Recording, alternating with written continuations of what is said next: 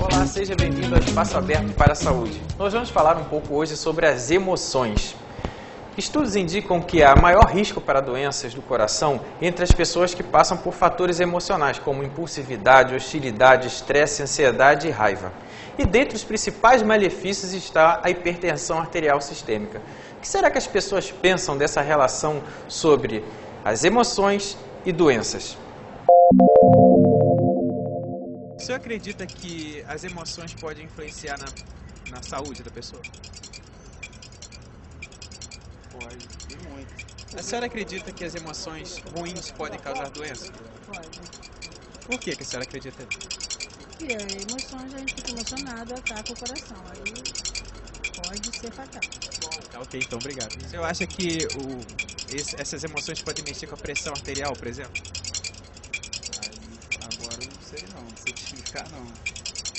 Tá ok, obrigado. A senhora acredita que as emoções ruins podem causar doenças? Com certeza. Por quê? Porque o corpo e a mente, eles fazem parte de um conjunto. Então, quando você está triste, você baixa a sua imunidade. Tá ok, então obrigado. Devido a mudanças sociais e culturais, muitos hábitos de vida do mundo moderno transformaram o estilo de vida em nosso país. E junto a este fenômeno, aumentou também a prevalência de doenças como a hipertensão arterial sistêmica. Para falar sobre esse tema aqui hoje, nós temos a mestra Adriana Marques dos Santos, especialista também em psicossomática e mestre em ciências do cuidado aqui pela Universidade Federal Fluminense. Agradeço, professora, a sua presença. Poderia falar um pouco para a gente sobre essa relação entre psicossomática e hipertensão arterial? Sim, essa relação ela existe e ela já é pesquisada há muitos anos, né? Tem estudos lá do século XII, cardiologistas falando que pessoas que têm, por exemplo, uma tendência maior a conter as suas emoções, principalmente raiva, ódio, elas têm maior tendência a ter uma variação da pressão, gerando ataques de hipertensão arterial. Né? Essas pessoas, elas geralmente, quando sentem muita raiva e contêm essa raiva, há uma modificação no funcionamento do sistema nervoso simpático e parasimpático. Né? Então, com isso, desregula todo o funcionamento corporal, tendendo a aumentar a sua pressão arterial. Então, há sim uma incidência direta entre as emoções e a variação de pressão. Seriam as emoções mais ruins, digamos assim? Porque as pessoas da rua até falaram um pouquinho, né, que estavam passando lá e deram um depoimento. As emoções ruins fazem mal mesmo, pode trazer doenças do coração, da mente, mas tem mais ligação com as emoções ruins, a raiva, o estresse. O que acontece é que não existem na realidade emoções ruins ou boas, existe como a gente lida com essas emoções.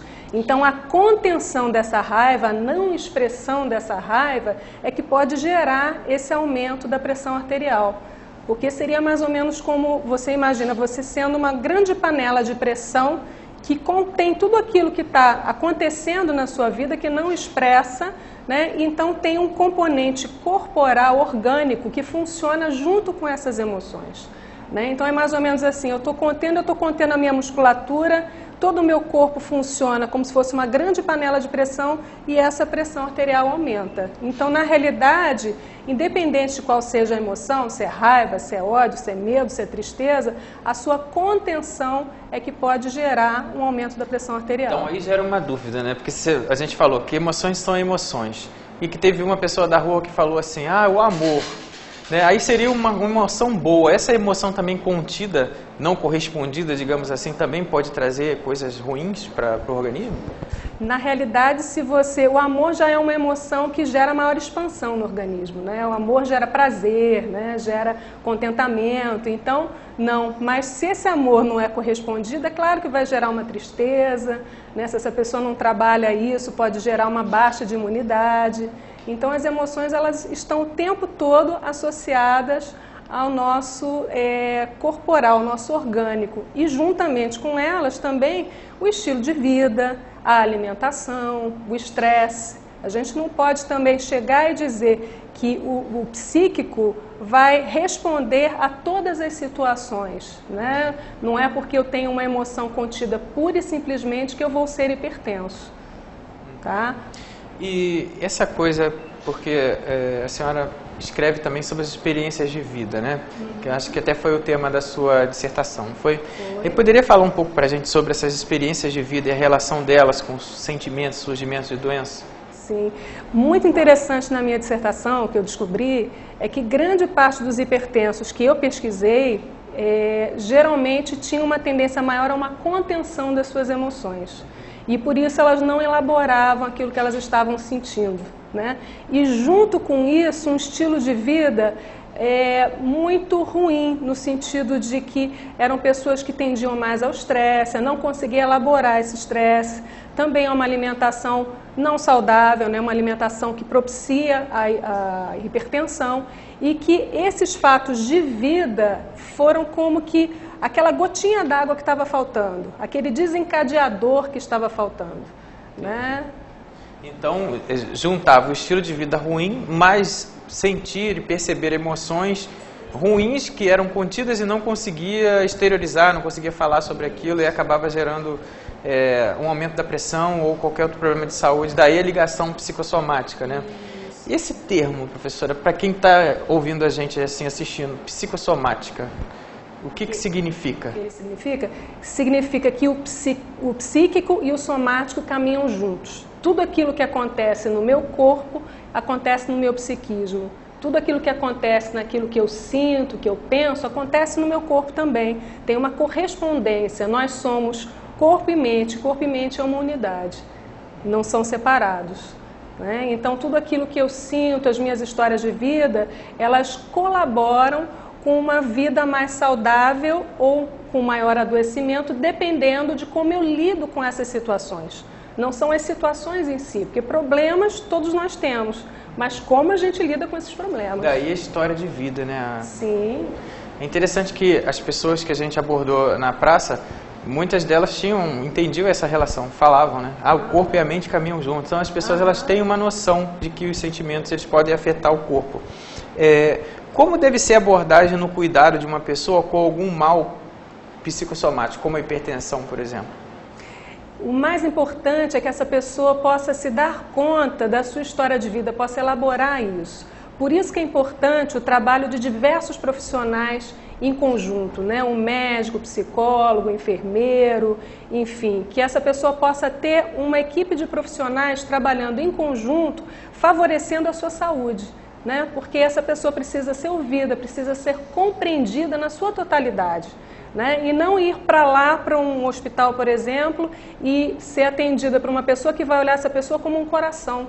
Essa pessoa ela não é um coração, ela não é uma pressão alta, ela é uma pessoa que tem uma história de vida, que tem a sua forma de lidar com a sua história de vida, com as suas questões, né? E já existem estudos que comprovam que na medida em que essas pessoas conseguem lidar melhor com o estresse, com as situações de vida difíceis, elas conseguem ter um controle melhor da sua pressão arterial. Isso já é comprovado cientificamente.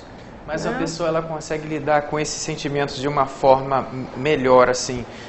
Qual seria a estratégia para ela poder conseguir lidar melhor com esses sentimentos ruins? Só com a ajuda do psicólogo ou existe alguma forma que ela possa fazer para ela se sentir melhor?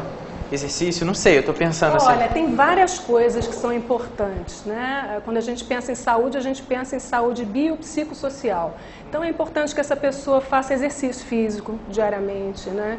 É importante que ela se alimente bem, é importante que ela desenvolva relações saudáveis, que muitas vezes a gente se cerca também de pessoas que também nos contaminam, que também nos deixam meio fora do prumo, né? Então é importante buscar essas pessoas positivas à nossa volta, fazer o que gosta e também aprender a lidar com as suas emoções. Aí entra o psicólogo, o trabalho do psicólogo, poder ajudar essa pessoa a aprender a sua forma peculiar de lidar com as suas emoções, porque cada pessoa vai desenvolver a sua. E tem pessoas que pela história de vida também acabam se unindo a outras pessoas que são mais negativas ainda e acabam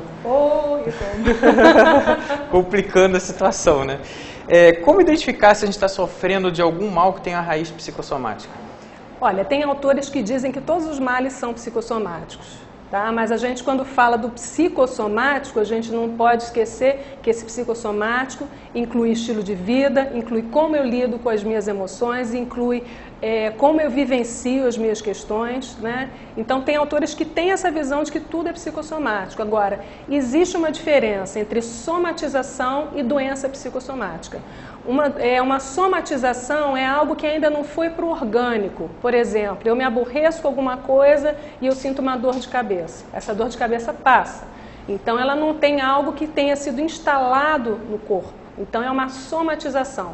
Agora, uma hipertensão, por exemplo, já é uma doença psicossomática, porque ela já se instalou, ela já modificou o funcionamento corporal. E foi ao longo do tempo que foi se instalando Sim. essa doença, né? Então, Sim. como a professora mesmo coloca, não fazia exercício físico, tinha emoções ruins, o estilo de vida não era bom, a alimentação, a vida corrida, aí no final acaba culminando. E hoje também a hipertensão tem aquela abordagem muito sindrômica, né? Não é considerada uma doença isolada só. Tem várias coisas Sim. juntas que levaram a pessoa a ter hipertensão. E agora a gente discutindo aqui sobre a parte dos sentimentos, das emoções.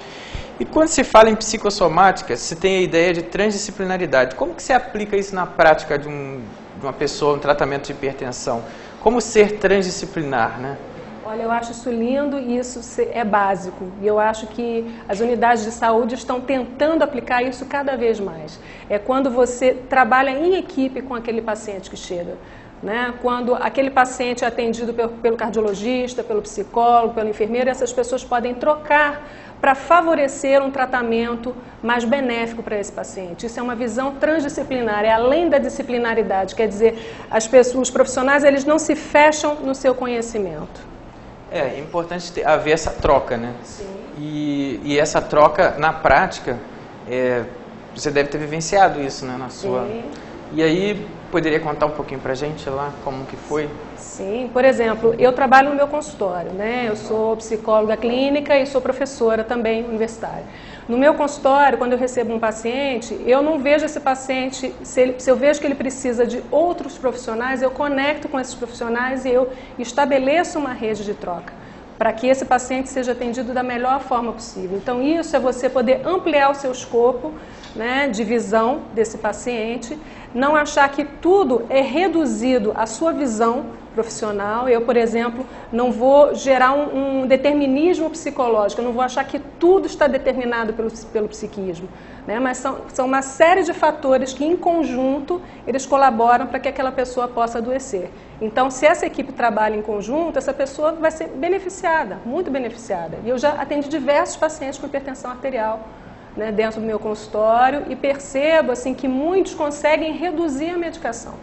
Né? Eu nunca vou dizer para um paciente, você não precisa de medicação. Não se trata disso. Se trata de nós podermos trabalhar em conjunto e ver como essa pessoa pode melhorar o seu estilo de vida, a sua forma de lidar com as suas questões e poder ter uma vida mais saudável, mais feliz, mais plena. Eu acho que esse tem que ser o nosso objetivo. Às vezes até indicando o caminho certo, né? Ou favorecendo o que ele acha o seu. Isso aí, favorecendo. A gente tem um quadro sobre as questões que chegam por e-mail ou pessoas que chegam até a nossa produção e entregam perguntas. Vamos ao nosso quadro Perguntas por e-mail.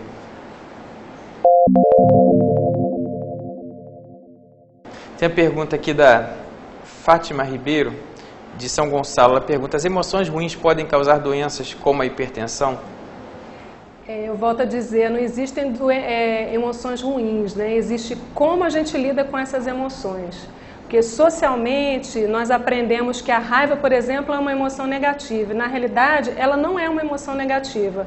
É a forma de lidar com essa raiva, contendo essa raiva, que passa a ser negativo. A natureza colocou a raiva na gente por uma razão, né? Não é? Então, como que você lida com ela é que é difícil. O Vinícius Santos, do Rio de Janeiro, ele pergunta: quais os tipos de doenças psicossomáticas? Olha, tem várias. Olha, gastrite, hipertensão arterial, úlcera. Todas essas são doenças psicossomáticas já colocadas pela medicina psicossomática como doenças de fundo psicossomático, né? Mas tem várias. Mas tem alguma ligação, por exemplo, com baixa de imunidade, por exemplo, que falaram na rua? Baixa imunidade, por exemplo, você tem uma emoção ruim, não é emoção ruim, mas tem emoção que você não saiba lidar com ela ao ponto de ela te fazer mal, pode baixar a imunidade? Sim, a tristeza, por exemplo. Né? É muito comum. Eu tive um paciente outro dia que ele se aborreceu muito no trabalho, no dia seguinte ele estava muito resfriado. Quer dizer, a imunidade dele abaixou de tal forma que no dia seguinte ele estava extremamente gripado, enfim, ele não conseguiu ir trabalhar. Quer dizer, olha só como o corpo responde com rapidez ao que acontece na nossa vida e como a gente lida com isso. A Patrícia Paz, ela é auxiliar de contabilidade em Niterói, ela pergunta quais os sintomas de uma doença psicossomática. Aí tem várias, né? Mas quais sintomas, assim, a gente poderia, assim, falar para ela no geral, antes de chegar à doença psicossomática, que ela pode sentir para poder não chegar a ter uma doença? Eu acho que o mais importante aí seria a prevenção, ela trabalhar com a questão de como ela vive o dia a dia dela. O estresse, por exemplo, ele propicia muito a geração de vários tipos de doença, né? Então, você trabalhar com o seu nível de estresse é uma coisa importante, né? Todos nós temos um nível de estresse, né? Existe um nível de estresse que é positivo, que nos faz produzir coisas, que nos faz ir em busca do que a gente deseja, é o estresse positivo. Mas quando o estresse ele é elevado, ou seja, existe uma pressão que nós não estamos conseguindo lidar com essa pressão, é esse estresse que é o estresse perigoso. É o que cientificamente se chama de distresse, é o estresse negativo. Então é com esse estresse que a gente precisa tomar cuidado, né? A prevenção de doenças está diretamente associada também à forma de como nós podemos lidar com o nosso estresse. As pressões vêm de todos os lados, mas assim, como eu posso melhorar isso ou diminuir isso, né? E alimentação, enfim, elaboração de como você lida com as suas questões, isso tudo está associado com a prevenção do adoecimento. Nas suas pesquisas ou no consultório, teve algum caso psicossomático que tenha chamado a atenção, que você possa falar para a gente um pouco? Teve. Tiveram vários, né? Foi uma pesquisa muito bonita. Eu acho que assim, o mais bonito dessa pesquisa foi olhar e ver o nível de resiliência dessas pessoas, ou seja, a capacidade que elas tiveram em lidar com situações de vida muito difíceis, né? Então teve uma senhora que me chamou a atenção, que ela era uma senhora que foi tratada como escrava desde a infância e ela conseguiu fugir de uma fazenda onde ela trabalhava, onde ela era, né, mantida como escrava, e ela conseguiu construir a vida dela, né? E ela conseguiu extravasar um pouco da sua raiva nessa pessoa que estava mantendo a ela em cativeiro, né? E assim, o quanto ela conseguiu, a duras penas, construir uma vida autônoma e independente, apesar de tudo que ela tinha vivido lá atrás, né? Uma pessoa sem quase recurso nenhum, os pais falecidos, enfim, foi criança para trabalhar nessa fazenda, né? E conseguiu vir para o Rio de Janeiro e hoje é uma senhora de 80 anos. Então, assim, as histórias de resiliência, quer dizer, embora exista um adoecimento, você pode lidar com isso, né? E você pode também valorizar esse lado positivo, esse lado de que todos nós temos o potencial de construir coisas boas nas nossas vidas. A partir de experiências ruins. A partir de experiências ruins também, não só essas, né? Mas essas também podem nos ensinar, podem ser grandes aprendizados, podem servir que nós, dependendo de como a gente lida com isso, que nós nos tornemos seres humanos melhores, né? A professora Adriana, pode falar um pouquinho para a gente sobre esse termo resiliência? Resiliência, esse termo ele vem da física, né? Na física, resiliência o que é? Digamos, um objeto colide com o outro, esse outro que sofre a colisão, ele consegue se manter intacto apesar de ter sofrido essa colisão, né? Então, esse termo foi levado para a psicologia. E na psicologia quer dizer essas pessoas que sofrem grandes impactos nas suas vidas e apesar disso elas se mantêm intactas e elas sofrem esse impacto, aprendem com esse impacto e seguem adiante e constroem a partir desse impacto. Tem estudos belíssimos em cima disso, de resiliência. E essa capacidade de resiliência, ela é intrínseca da pessoa, tem a ver com a história de vida dela ou não? Ou seja, as pessoas todas são resilientes ou algumas pessoas são mais ou menos? Poderia-se falar assim, ou é erroneamente dizer isso?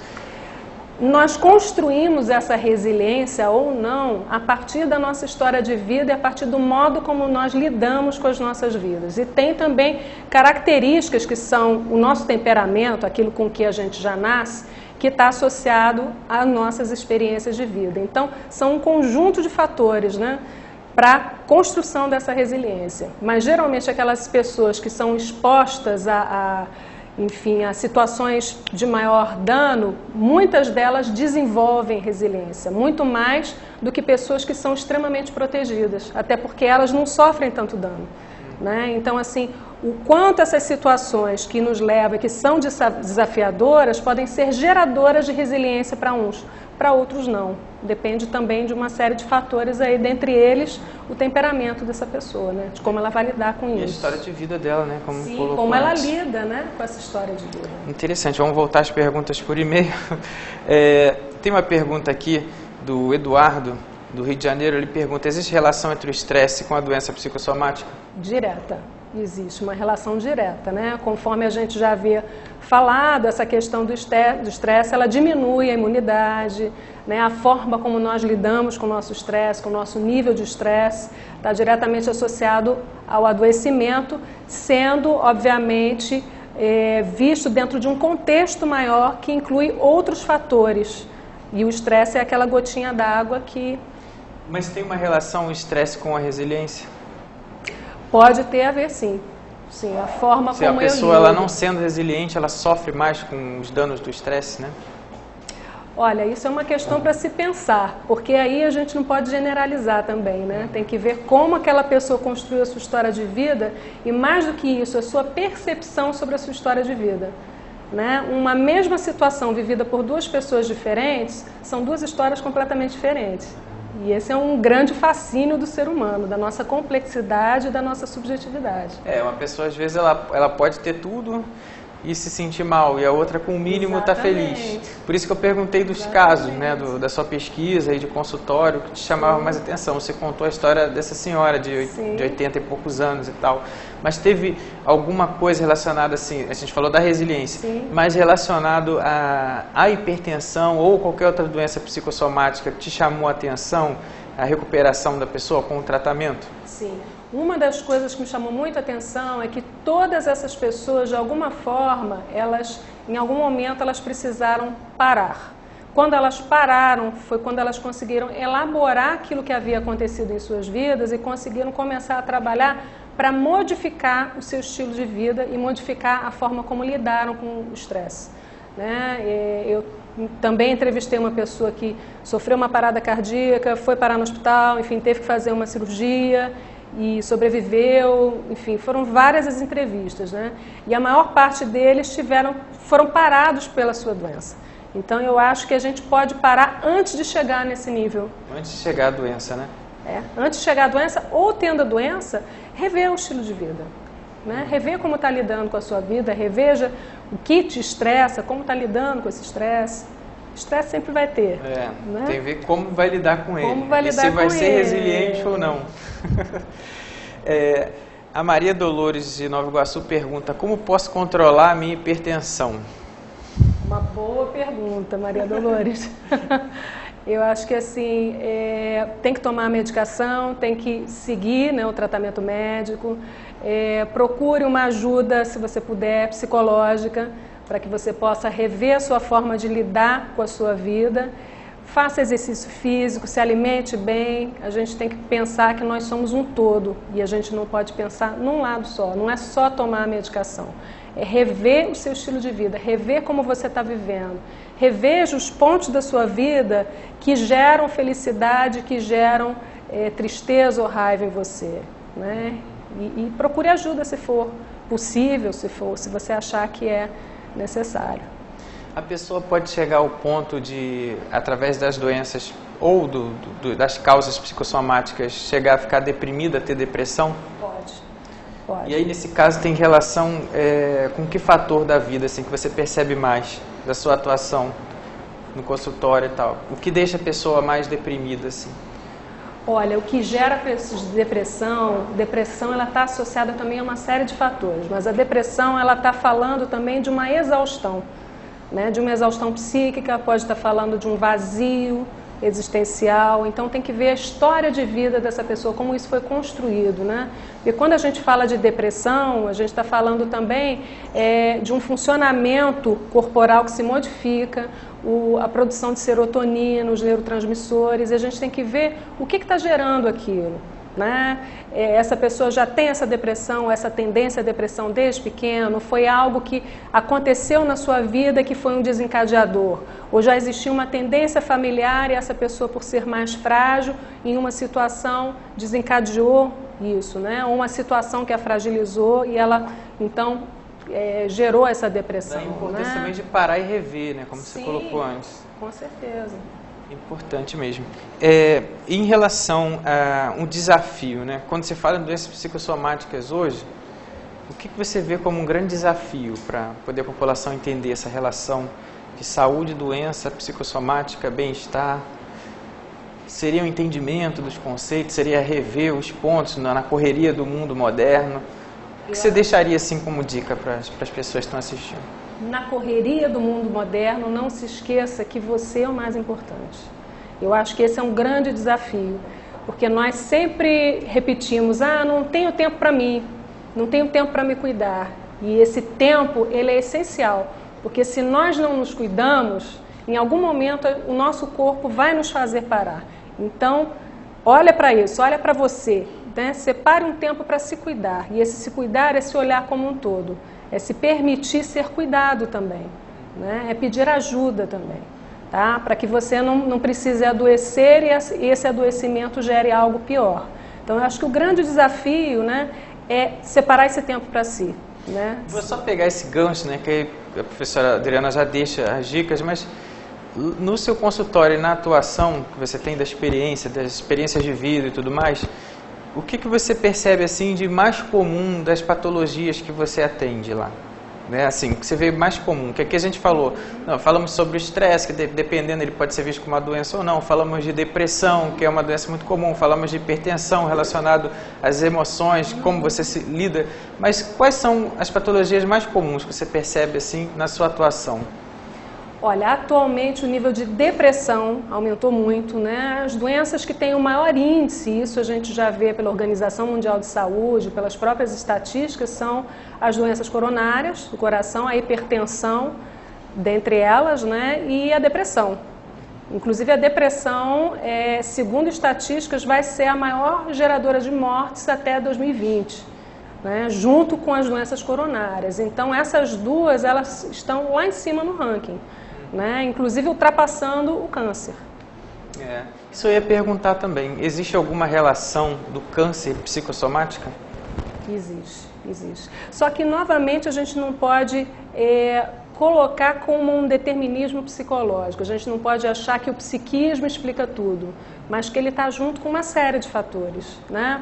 Eu não posso, por exemplo, chegar e dizer assim, essa pessoa conteve raiva a vida inteira e por isso ela gerou um câncer. Não, eu não posso dizer isso, né? Eu acho que isso gera uma culpa nessa pessoa que não é verdadeira, né? Porque esse organismo ele tem uma série de coisas aí que vão gerar esse câncer, inclusive uma mutação genética, né? Hereditariedade, processos familiares que geram uma tendência, né? O como se lida com o estresse. Então a gente não pode nunca se fixar em algo explicando como algo psíquico que gerou aquilo, né? Mas já teve casos assim que você, como psicóloga, conseguiu acompanhar e perceber de recuperação de pessoas com câncer mais rápido, porque teve acompanhamento psicológico e tal?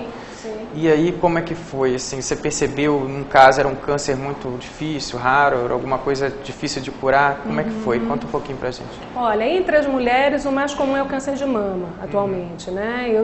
Eu ainda acompanho uma paciente que teve câncer de mama e a recuperação dela foi excelente, porque todo o trabalho com essa questão do humor dela, com a aceitação, com a questão da feminilidade, tudo isso facilitou muito a ela passar por todo o processo, né, inclusive da retirada da mama. né? E depois a sua reconstituição. Hoje em dia já tem essa possibilidade, antigamente não existia, né? É mais assim, é a aceitação da pessoa, da situação? A aceitação daquela situação e mais o fortalecimento para que ela possa lidar com aquela situação que naturalmente já é uma situação que fragiliza. Não tem como não ficar fragilizado, mas tem como se fortalecer para lidar com aquilo, né? E poder ultrapassar uma série de barreiras e se transformar com isso, né? E aí vai vir a resiliência que a gente falou também. Sim, tá né? tudo junto. Tá tudo junto. Resiliência, estresse. Então foi muito bom a gente ter conversado hoje aqui com a professora mestre Adriana Marques. A gente falou sobre psicossomática, falamos sobre o estresse, a relação das emoções com algumas doenças psicossomáticas. E agradeço a presença da professora Adriana, de toda a equipe, de nossos apoios ao programa. E a gente fica aqui esperando você até o nosso próximo encontro, no nosso espaço aberto para a saúde.